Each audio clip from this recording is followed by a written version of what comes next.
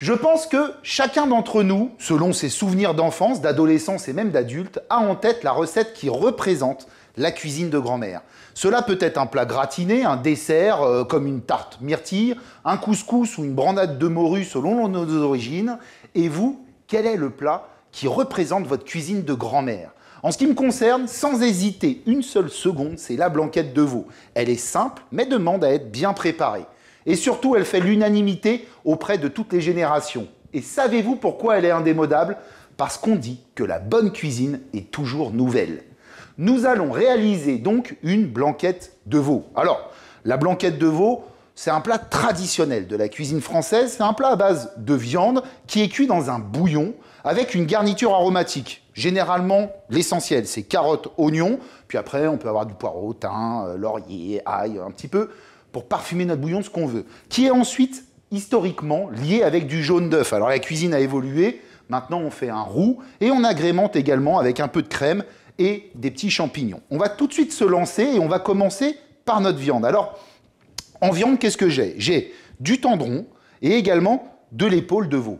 C'est du veau, la blanquette. On peut également utiliser du collier. Après, on voit, on compose comme on veut. Alors, il faut tailler l'épaule en gros cubes d'à peu près 5 cm sur 5 cm. Moi, mon boucher, il avait des morceaux déjà pré-taillés. Et ensuite, le tendron, alors au choix, le tendron, il va m'apporter un peu de gras dans ma blanquette. Ça, j'aime bien, moi, personnellement. Et également le côté un peu avec le cartilage un peu croquant, parce que moi, je mange le cartilage du tendron, j'adore ça. Le tendron, on peut le couper si on veut. Moi, j'aime bien le laisser entier. Ça amène le côté rustique dans ma préparation. La chose qui est très importante quand on commence notre blanquette, c'est de blanchir notre viande. Qu'est-ce qu'on va faire en fin de compte en la blanchissant? On va faire ressortir le sang de la viande et ça va enlever les petites particules qu'on aura dans notre bouillon par la suite qui ne seraient pas forcément sympas. Alors blanchir, c'est mettre la viande dans notre casserole, comme ceci. On va y ajouter de l'eau, comme ceci. On va mettre un peu plus, bien au-dessus. Et on va se mettre sur le feu à 9 sur 10. L'objectif, en fin de compte, c'est, comme je vous disais, de faire sortir le sang de notre viande. Ça va faire des petites particules dans l'eau. On va avoir de l'écume, même sur le dessus. Et ça, en fin de compte, après, on va tout jeter, bien rincer notre viande. L'objectif, c'est que notre viande ait lâché tout son sang et qu'après, quand on va la faire cuire, eh bien, le bouillon soit bien clair. Pendant que ma viande blanchit, on va préparer les légumes. Donc, on va prendre nos carottes, notre oignon, notre thym, notre laurier. Alors moi, j'ai pris un petit peu de céleri branche, du poireau et de l'ail. Le poireau, j'ai uniquement pris le blanc. J'ai fait une petite entaille sur le dessus et j'ai lavé pour éviter d'avoir du sable dans ma préparation. Ensuite, ici, ma branche de céleri, ce que je vais faire, c'est que je vais la couper en deux dans la longueur. Et à l'aide d'un économe, je vais enlever les petits filaments. Voilà. Vous voyez, tous ces petits filaments, après, en bouche, c'est désagréable. Moi, j'aime bien les enlever. Je trouve ça nettement plus agréable en bouche. Parfait. Je vais le laisser entier comme ça. Je le mets dans ma petite plaque à débarrasser à côté. Je vais mettre ma feuille de laurier. En thym, je vais mettre juste une branche. Voilà. L'ail, je vais l'éplucher. Donc moi, je mets de l'ail, c'est pour parfumer. Je l'enlèverai à la fin. C'est juste pour parfumer mon bouillon. Super. Ensuite, je vais éplucher également mon oignon. Alors l'oignon, je reste le plus proche possible de la racine. Ici, mon oignon, au niveau de ma racine, je vais prendre les clous de girofle et je vais venir les planter dans la racine de mon oignon. Pourquoi on les plante dans la racine? Parce que la racine, c'est un endroit qui est plutôt ferme et ça va permettre que mes clous de girofle restent à leur place et qu'à la fin, quand je vais servir mon plat, j'enlève mes clous de girofle parce que c'est pas très agréable de tomber sur des clous de girofle quand on mange. Donc là, je mets mon oignon dans ma petite plaque et je vais m'occuper d'éplucher mes carottes. Donc je pars du haut jusqu'au bas. Comme ça, vous voyez, j'épluche en une fois. Ça ne sert à rien de faire dans un sens puis dans l'autre. Donc là, une fois que mes carottes sont épluchées, je vais juste enlever cette partie et cette partie sur ma carotte, comme ceci. Je la repose sur ma planche. Je vais couper en tronçons ma carotte. Donc je vais faire à peu près des morceaux qui pourront rentrer dans l'assiette et qui seront jolis. Donc vous voyez, là, moi, je fais des petits tronçons comme ça. Ma carotte est assez large. Quand je vais arriver sur le bas de ma carotte, je vais faire des morceaux un peu plus longs comme ça, vous voyez. C'est terroir, c'est un plat grand-mère. On n'est pas au centimètre près. Donc là, ma carotte est taillée. On va refaire un petit point sur nos légumes. J'ai mon poireau, mon céleri branche, ma petite feuille de laurier, mon thym, mon ail. Ces éléments-là ne sont pas indispensables. À la maison, quand vous faites une blanquette, les 2 ingrédients indispensables, c'est la carotte, l'oignon. Ça, on ne peut pas y déroger. Après, le reste, ça va apporter du goût. Si vous n'en avez pas, vous faites sans, ça fonctionnera aussi. Donc là, ce qu'on va faire, c'est qu'on va réserver de côté notre garniture aromatique. On va regarder ce qui se passe dans notre casserole. Regardez bien, vous voyez toute cette écume là qui est en train de remonter. Vous voyez un petit peu mon bouillon, comment il est trouble. Je vais, avec un couteau, un peu mélanger. Vous voyez toute cette écume là qui remonte. Tout ça, c'est le sang. Et vous voyez, après, ça vous fait un bouillon qui va avoir plein de petits morceaux dedans. Donc si vous ne faites pas cette étape-là, en fin de compte, après, votre blanquette, il va y avoir des petits morceaux, des petites particules dans votre sauce qui doit être, je vous le rappelle, très blanche. C'est le principe d'une sauce ivoire en cuisine. Hein. C'est blanc, blanc, blanc. Donc, très important cette étape, de bien la faire. Et on va attendre vraiment qu'on ait une ébullition dans notre casserole. Voilà. Et vous voyez, regardez, là, tout remonte. Hein. Tous les petits dépôts remontent. Le bouillon devient très trouble. Et ça, c'est ce qu'on veut. Ici, j'ai ma viande qui a déjà fait sa première cuisson. Donc, j'ai tous ces dépôts qui sont là. Quand je vais égoutter ma viande pour la débarrasser de tous ces dépôts, je ne vais pas uniquement l'égoutter et la remettre dans la casserole, je vais bien rincer ma viande. Ça, c'est primordial. Il ne faut plus qu'il y ait aucune petite particule dessus. Et je vais également bien laver ma casserole. La laver, ce n'est pas juste la rincer. Avec du produit vaisselle, on enlève tout, on repart à zéro et on remet sa viande bien propre dans la casserole. Moi, je vais à mon évier et je m'occupe de ça. Je vais vous montrer maintenant mon résultat. On a notre viande qui est bien propre et vous voyez, elle a été bien rincée. Pas de morceaux dessus. Hein. Elle est parfaite. Je vais pouvoir maintenant intégrer ma garniture dans ma casserole. Donc, quand j'intègre ma garniture, je la mets un peu partout hein, dans la casserole.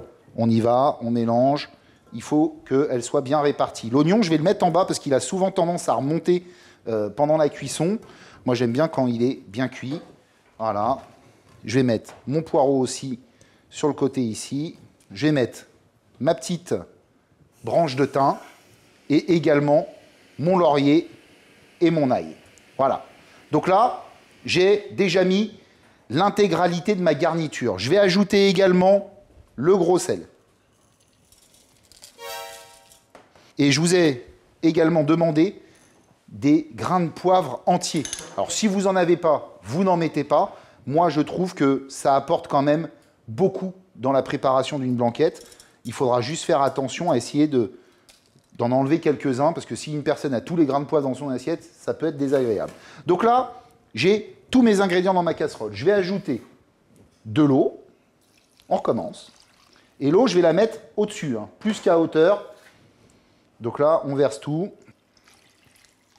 J'ai toute ma viande qui est bien immergée. Et je vais partir en cuisson pour 1 heure, 1 heure 30. Ça va dépendre de votre viande. On sera à petite ébullition. Hein. Je vais rajouter un peu d'eau encore. Tout au long de ma cuisson, j'hésiterai pas à revenir mettre un petit peu d'eau. Hein. L'objectif, c'est pas que j'ai une grosse ébullition. Il faut que ça frémisse tranquillement au coin du feu. 1 heure, 1 heure 30, plus 1 heure 30 qu'une heure, hein, je ne vous le cache pas.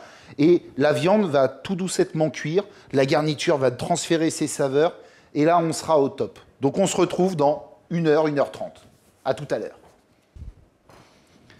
Ma viande est normalement cuite. Elle a cuit 1 heure 30 chez moi. Je vais prendre une araignée et je vais sortir un morceau de viande. C'est la viande hein, qui est le plus important. Et ma viande, je vais la toucher. Le but, c'est qu'elle se délite. Vous voyez, si je la prends et que je l'écrase entre mes doigts, elle s'ouvre tout de suite. Hein. Elle est cuite. Si vous n'arrivez pas, en l'ouvrant comme ça, à la casser, c'est qu'elle n'est pas cuite. Le tendron, idem, il sera cuit. Donc, on est bon. Là, toute ma viande est au top. Donc, ce que je vais faire, c'est que je vais décanter ma viande. Qu'est-ce que c'est que décanter? Décanter ma viande et mes légumes, d'ailleurs. Donc, décanter, c'est prendre les éléments et les sortir d'un liquide. Donc là, je vais m'occuper du poireau, mon poireau sur le côté. Je vais sortir également mes morceaux de viande. Alors, moi, ce que j'aime, c'est séparer mes éléments. Hein. Vous voyez, je ne sais pas si vous voyez bien. J'ai mon poireau ici. Je vais mettre ici mon tendron. Je vais mettre mes carottes en haut comme ça. Je vais mettre ici mon épaule. Je vais garder mon laurier, ça sera joli dans l'assiette. Et le thym, on le mettra aussi. Allez. Alors le céleri, on peut le laisser, c'est pas obligatoire. Moi, de toute façon, c'est terroir, donc je laisse. Je vais enlever de mon oignon tout de suite des clous de girofle. que je vais jeter. Mon oignon, il est parfaitement cuit. Je vais essayer de récupérer au fond tous les petits grains de poivre, vous voyez. Je vais essayer de les enlever comme ça en passant au fond. L'ail, je ne vais pas le garder, lui par contre. Il était juste là pour me parfumer ma préparation. Et là, je vais essayer de récupérer le maximum de grains de poivre que j'enlève. Là, mon bouillon, il va falloir maintenant que je le concentre en saveur. C'est mon objectif numéro 1. Donc, je vais le remettre sur le feu à 10 sur 10 et je vais essayer de le faire réduire quasiment, allez, presque de moitié. Pas totalement, un tout petit peu moins que la moitié. Ma petite préparation ici avec toute ma viande, mes légumes, tout ça, je vais les réserver de côté pour l'instant jusqu'à utilisation. Pendant que mon jus réduit, eh bien, je vais lancer tout le reste de mes préparations, c'est-à-dire la cuisson de mon riz, la sauce de ma blanquette et également mes petits champignons. On va commencer déjà par chauffer une casserole d'eau. Donc là, j'ai une grande casserole d'eau et je vais l'allumer. On appelle ça une chauffante en cuisine. Je vais la mettre à 10 sur 10 et je vais mettre du gros sel dedans. Moi, je l'ai déjà fait. On est pour 10 grammes de gros sel pour 1 litre d'eau. D'accord? Donc là, je vais cuire une belle quantité de riz.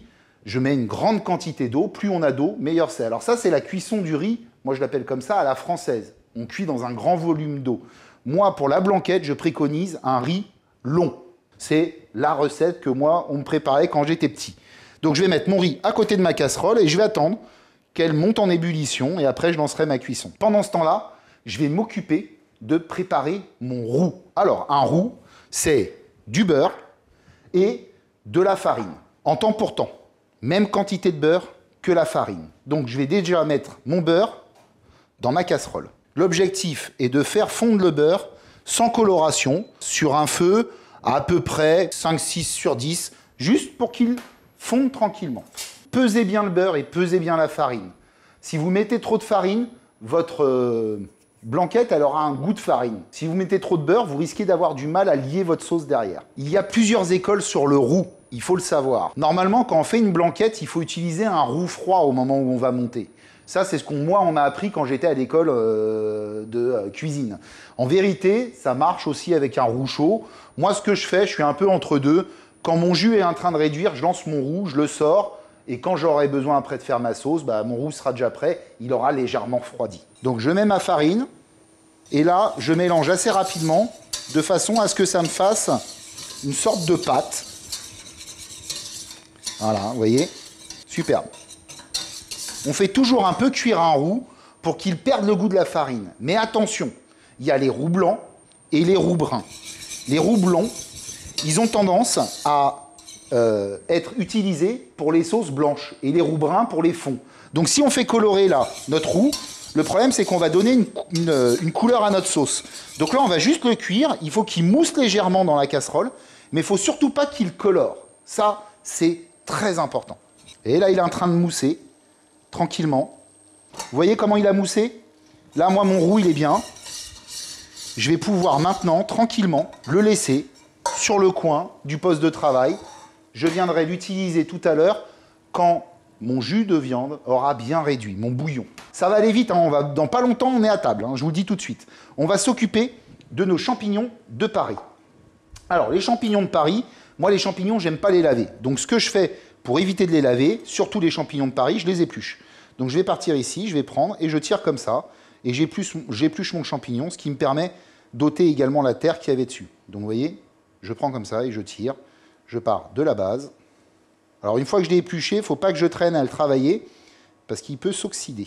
Maintenant, je vais tailler mes champignons. Alors, moi, je les taille assez simplement. Je fais des tranches assez épaisses. J'essaye d'avoir le pied au maximum sur mes champignons. Donc, vous voyez, comme ça. C'est très bien. Des petits champignons comme ça. Et on va tailler tous nos champignons de la même façon. Je vais prendre une poêle et je vais me mettre sur feu vif. Donc, je vais être à peu près à 9 sur 10. Je vais mettre un tout petit peu d'huile dans le fond de ma poêle, très légèrement. Et je vais ajouter mon beurre. Je mets de l'huile pour éviter que mon beurre ne brûle. Donc là, mon beurre est fondu. Je vais tout de suite intégrer dedans mes petits champignons.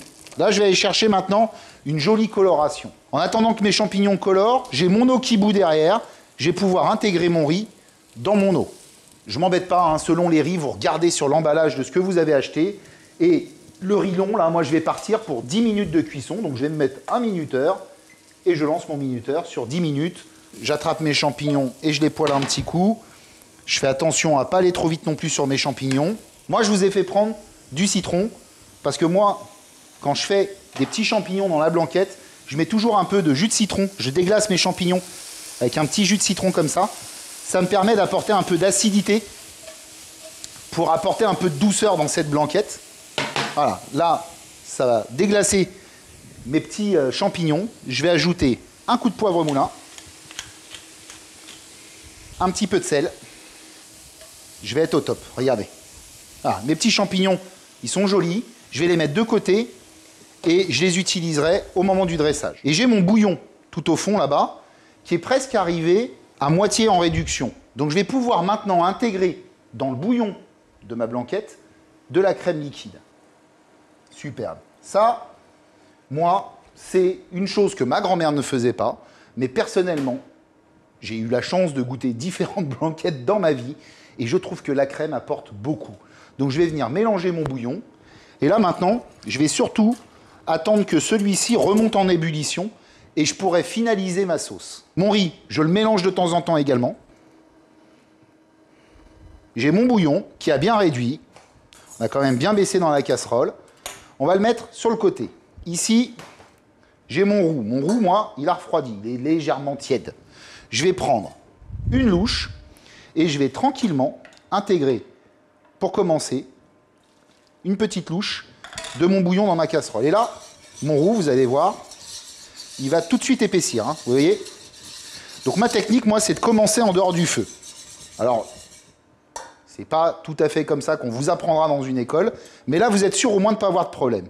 Je vais mettre une deuxième louche et je vais remélanger tranquillement jusqu'à avoir une masse homogène. On fait attention aux projections. Hein. Vous voyez déjà, on a toujours une pâte, mais elle est déjà un peu plus travaillable. On va remettre encore une louche. Là, on mélange doucement.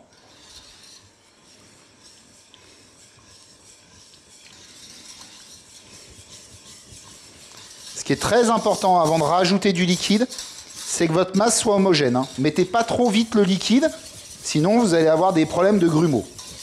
Donc voilà, regardez, là, on est au top, ça commence à bien épaissir. Et je rajoute encore une louche. Donc là, vous voyez, je vérifie bien que j'ai pas un endroit dans ma casserole où j'aurai un roux qui a traîné. Je mélange bien, que toute la sauce soit bien homogène. Et là maintenant, elle a commencé à être beaucoup plus liquide. Je vais pouvoir ajouter plus rapidement mon bouillon. Voilà, là ma sauce, vous allez me dire, ah ben chef, elle est très liquide.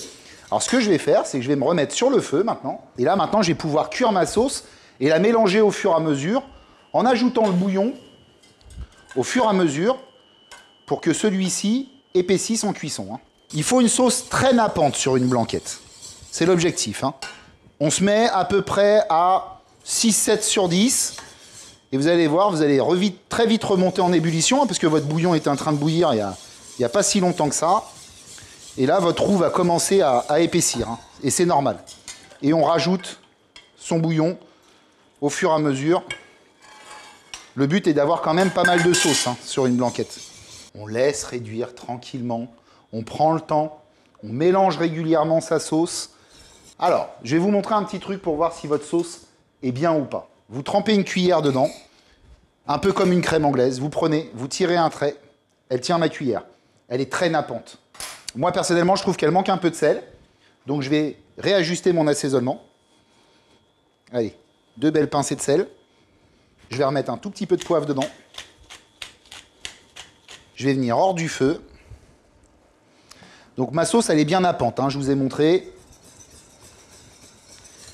Et ce que je fais quand je finis ma cuisson, pour réchauffer ma viande, je remets, moi, personnellement, mes morceaux de viande dans ma sauce. Juste avant de servir avec toute ma garniture. On va remettre sur le feu en maintien au chaud pour que ça finisse de chauffer tranquillement. Regardez si ça, c'est pas du timing. Je suis en train de finir ma petite blanquette et j'ai tout qui est prêt. Je mets toute ma garniture dedans. Et je mets sur mon feu à 1/10, maintien au chaud. Je vais vérifier que mon riz est bien cuit. Donc pour ce, je le sors. Je vais le goûter. Riz long, on a la mâche en bouche. Je vais l'égoutter, uniquement l'égoutter, pas le refroidir. Je vais tout de suite après le servir en plat. On y est les amis. C'est le moment de dresser notre blanquette. Moi je l'ai attendu, je peux vous dire. Allez, on prend notre riz. Le riz, hein, j'ai rien rajouté. Il est déjà assaisonné, hein, j'ai assaisonné mon eau de cuisson. Je vais juste le servir dans mon plat, tout simple, comme ceci. On va être généreux. Alors moi, les plats comme ça, terroir, hein, je les sers rarement en assiette. Pour moi, un plat terroir, c'est centre de table. Et chacun fait sa vie. Hein. Je vais maintenant m'occuper de ma petite blanquette. Alors elle, je vais être un peu plus soigneux quand même. Je vais prendre déjà un peu de viande que je vais venir mettre au fond du plat. Tiens, le thym, on va le mettre de côté. On va le mettre à la fin dessus. Le laurier aussi, ça sera joli. L'oignon, je vais le poser sur la viande pour essayer qu'il ressorte dans mon plat. Vous voyez? Essayer de faire quelque chose de joli. Je vais prendre un autre morceau de viande que je vais venir mettre au fond. Parfait. On va mettre des petits morceaux d'épaule aussi. On va commencer à y mettre de la carotte. Et on va essayer de monter en alternant, vous voyez? C'est important. C'est pas parce qu'on sert en plat qu'on jette tout dedans. Hein. Oh là là. Juste reprendre mon oignon. Voilà. Comme ça. Alors, carottes, hein, ça domine, hein, c'est normal. Moi, la blanquette, c'est surtout les carottes. Hein. Allez, un beau morceau de tendron. Il est parfaitement cuit, celui-ci. Voilà, les petits morceaux de céleri, je vais les mettre sur le côté aussi, comme ça, chacun prend ce qu'il a envie. On va couler notre sauce, qui est nappante, hein, vous voyez. Mais il faut de la sauce. Hein. La blanquette, c'est avant tout pas mal de sauce. Voilà, je remplis pas plus que ça. Il m'en reste un peu. Je peux venir la mettre dans une saucière à côté. Ensuite, je vais prendre mes petits champignons de Paris, que je vais venir déposer partout sur le dessus, comme ça, un petit peu en pagaille. Ça va être une merveille. Allez, je finis avec mon petit laurier, que je vais essayer de cliner un peu comme ça sera joli. Ma petite branche de thym, ça apporte un peu petit côté terroir supplémentaire. Il n'y a plus qu'à. À table.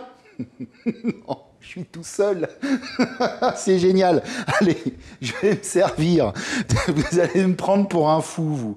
Allez, un petit peu de riz pour Clément. Superbe. Vous voyez, avec la petite cuillère, là, on est au top. Prendre un petit morceau d'épaule, tiens. Ça va être sympa. Un petit peu de sauce, un petit peu de champignons. La totale. J'adore la sauce dans la blanquette. Superbe. Je vais vous en dire des nouvelles dans 2 petites secondes. Ouh là là, les bords d'assiette. Paf. Je plonge dedans. Carotte est super fondante, normale. Elle a cuit longtemps. Ma viande, vous voyez, j'aurais presque pas besoin de la couper. Vous voyez comment elle s'ouvre? Elle est parfaitement cuite. C'est aussi bon que dans mes souvenirs d'enfance. Je suis fou de cuisine de grand-mère.